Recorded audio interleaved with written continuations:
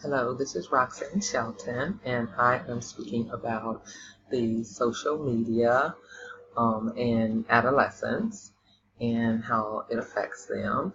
The three social media sites that I decided to speak about are Pinterest, YouTube, and Facebook. I'm beginning with Pinterest. It's a photo site where users can collect photos, they can share photos, they can learn about different topics, they can do searches for things such as funny photos, scenery photos, animal photos, and then they can pin them, hence pin interest, to their particular account and look at others' accounts. So sharing photos, pinning photos to your collection is what pin interest does. It basically targets adults more than teens. I noticed a lot of adults use that for their various interests, but teens can, but it seems to be more targeted towards adults. The next one, YouTube, of course, totally different from Pinterest because YouTube is for many genres and it's basically videos of different things. So Pinterest, you can share visually share new interest videos or pictures, but YouTube is strictly videos. And with YouTube, you can create your own channel.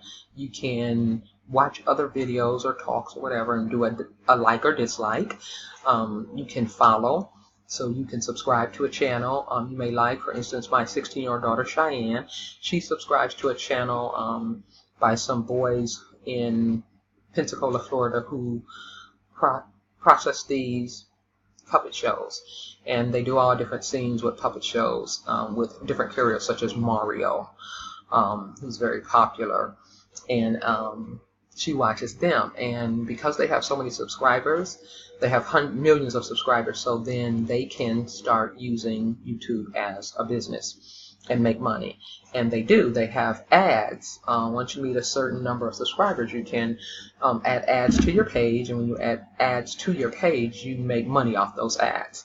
So they do that. So YouTube, totally different. I can go on YouTube and I could search Donna Summer and look at some of her songs or concerts. I'm a big fan of Donna Summer.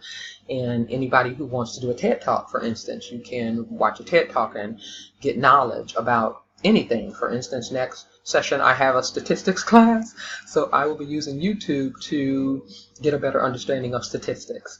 So it can be educational, it can be entertainment, and it can be dramatic because you can watch some videos or movies on YouTube as well.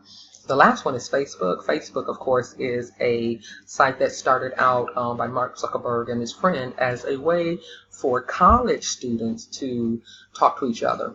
It's grown until the audience is not only college students, adults, and teens are a major user of Facebook. Facebook has the potential to show your life off, and you can show your life in a way that you're not really living. So it's very false. It can be.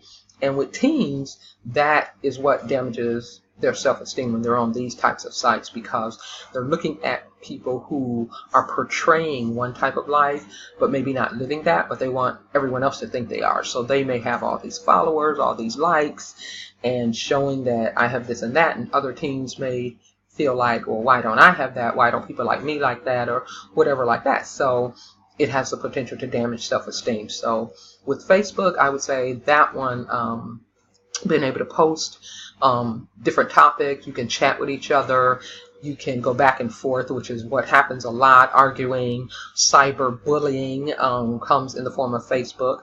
So that one has the potential for me to affect adolescents the most out of the three. Okay, so it's after over 4 minutes, so I'm done.